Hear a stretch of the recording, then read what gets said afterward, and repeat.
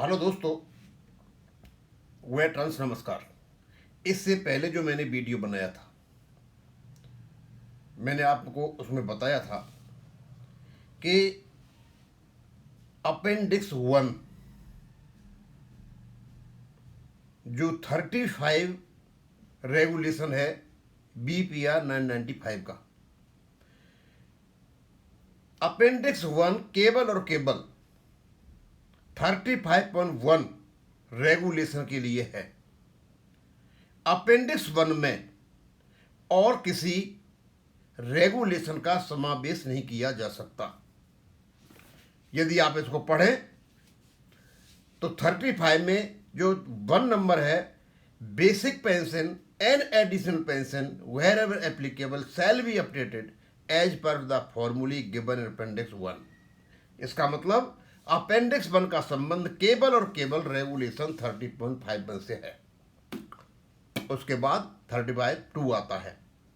उसमें बताया गया है कि एवरेज एमोल्यूमेंट्स को आप 2 से भाग कर दोगे और यदि 33 साल की सर्विस है तो 33 साल का गुणा भाग कर दोगे, और यदि कम साल की सर्विस है 33 से डिवाइड करके उतने सालों का वो कर दोगे। ये 35/2 में है। 35/2 35/1 का भाग नहीं है, अलग है। और अपेंडिक्स केबल और केवल 35.1 के लिए, 35/2 के लिए नहीं है, और 35/3 के लिए भी नहीं है। और ये रेगुलेशन 36 को भी नहीं है, 37 को भी नहीं है, 38 को भी नहीं है। इसका मतलब ये हो गया, यदि अपेंडिक्स 1 में आप 35.1 के अलावा और कुछ रेगुलेशन डालते हो तो वो उसका भाग नहीं है, और लीगली कानून तौर पर इसको कहा जाता है अल्ट्रा वायरस। अल्ट्रा वायरस क्या होता है कि यानी आपकी सीमाएं बांध दी गई हैं और उन सीमाओं से बाहर जाकर के काम करते हो तो वो माना जाएगा गैर कानूनी। इसका मतलब जो सीरियल नंबर 2 है अपेंडिक्स 1 में, वो गैर कानूनी है, क्योंकि उसका संबंध 35.1 से नहीं है। उसका संबंध है उसके 1 से लेकर के 6 आइटम तक या सब रूल तक, कैलकुलेशन ऑफ एवरेज एमोल्यूमेंट्स, और जब 7 पर पहुंच जाते हैं तो उसमें 35/2 लागू हो जाता है। इसका मतलब ये हो गया कि सर्विस जो सीरियल नंबर 2 है वो 35/1 से संबंध नहीं रखता है। इसका दूसरा अर्थ ये निकलता है कि 2003 में जो अमेंडमेंट हुआ था उसको इन्होंने अमेंडमेंट किया ही नहीं। तीसरा मतलब ये निकलता है कि जो मेहता जी कोर्ट में बहस कर रहे थे कि 2003 में जो अमेंडमेंट हुआ था, अमेंडमेंट तो उसी में हुआ ना 35(1) में, वो केवल और केवल 10 महीने की एवरेज एमोल्यूमेंट कैलकुलेट करने के लिए हुआ था। वो झूठ बोल रहे थे,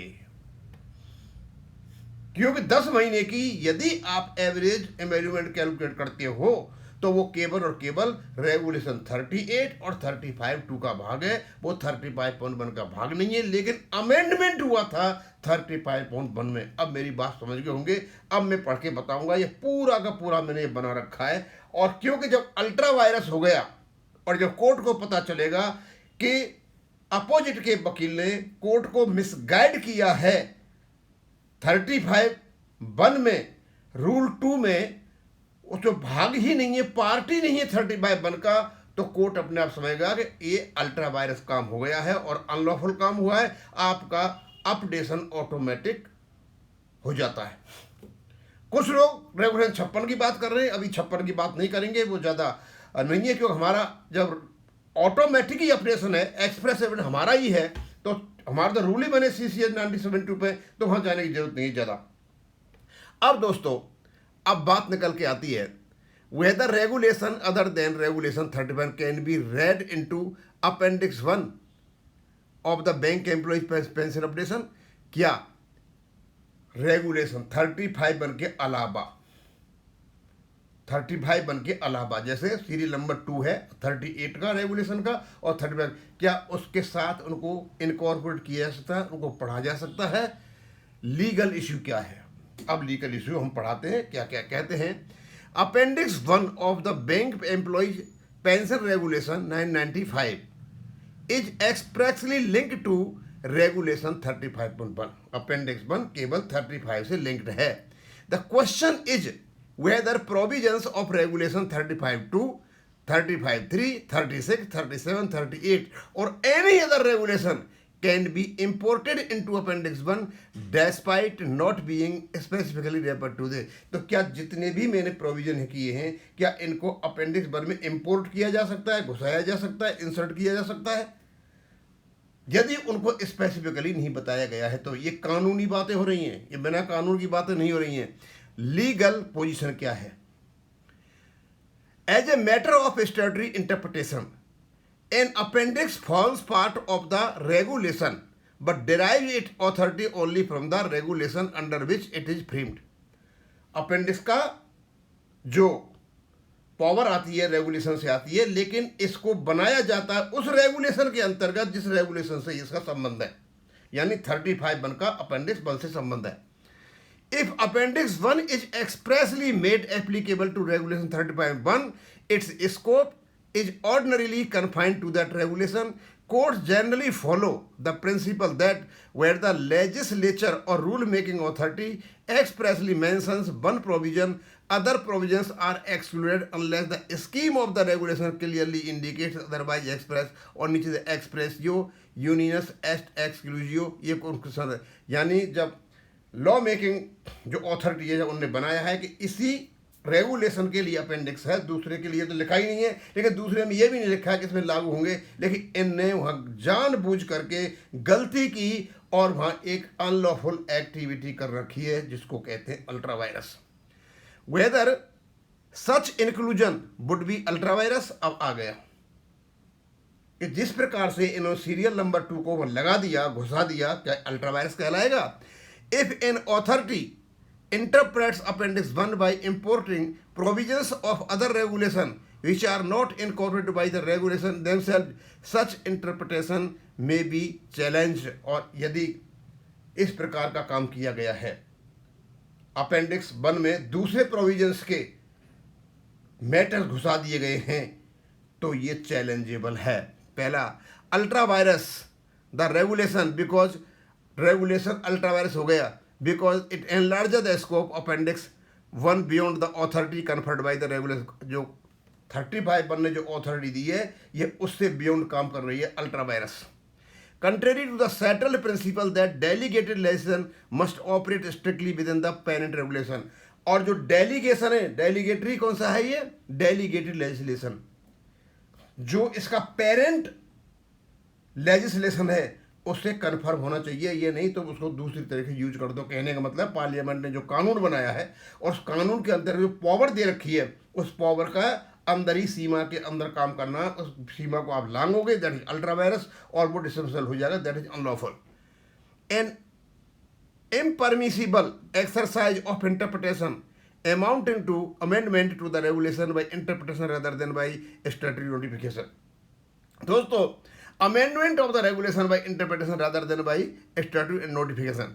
अब चलते हैं, however whether it is legally ultra vires will ultimately depend upon the language, context, overall scheme of the BPR 95 as interpreted by the court. Remedy, if such an interpretation is adopted before a court the affected party may seek.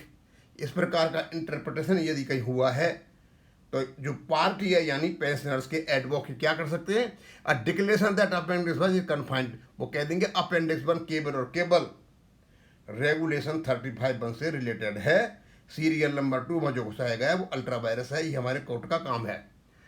Rejection of N interpretation importing regulation not सली incorporated, a direction that the regulation be construed according to their plain language, to in appropriate cases correction of the interpretation by the appellant court under its constitution। और court इसको अपनी appellate power के अंतर्गत इसको ठीक कर सकता है। Whether the matter is pending before the Supreme Court, the issue can be raised through written submissions, additional notes of arguments, or during oral submissions, inviting the court to apply the plain language of the regulation and settled principle of the statutory। जो settled principle हैं आपके statutory interpretation के या जो plain language है उसको court में हमारे एडवोकेट कहेंगे कि ये गलत कर रखा है और आप इसको सही करके देखें।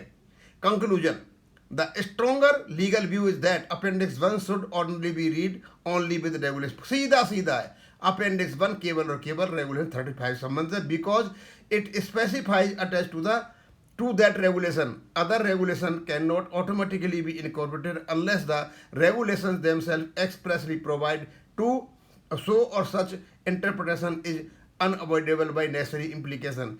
Any contrary interpretation is open to challenge as being beyond the scope of the statutory framework and therefore liable to be set aside by the court. दोस्तों, जो अपोजिट के वकील जो दो विशेष समयों की बात कर रहे थे, उनमें से एक विशेष समय यह है, सीरियल नंबर 2 पर पढ़ रहे थे।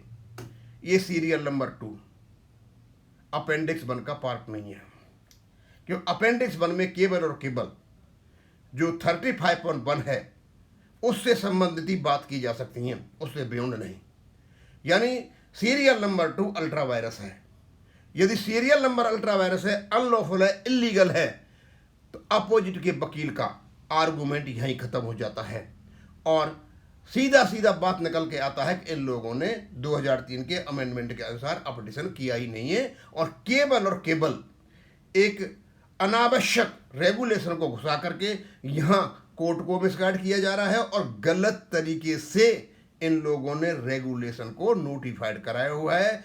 और इसमें हमारे मेहता साहब, IBA, DFS और दलाल ये जितने बैठे हुए हैं और बोर्ड ऑफ डायरेक्टर सारे फंसे हुए हैं, क्योंकि रेगुलेशन तो बना दिया आपने, अपेंडिक्स 1 में डाल भी दिया और पार्लियामेंट से पास भी करा लिया, लेट बिफोर द पार्लियामेंट, लेकिन आपने ये नहीं देखा आपने किया क्या है। And this is done on the basis of ultra vires.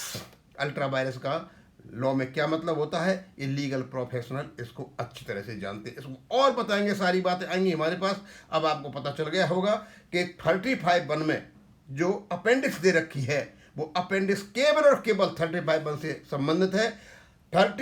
Appendix में केवल 35(1) से संबंधित यानी अपडेशन ऑफ पेंशन तो आ सकती हैं, उसके अलावा कोई भी रेगुलेशन वहाँ इंपोर्ट नहीं किया जा सकता, इंसर्ट नहीं, इनकॉर्पोरेट नहीं किया जा सकता। अब इसको यहीं खत्म करूंगा। थैंक यू, धन्यवाद।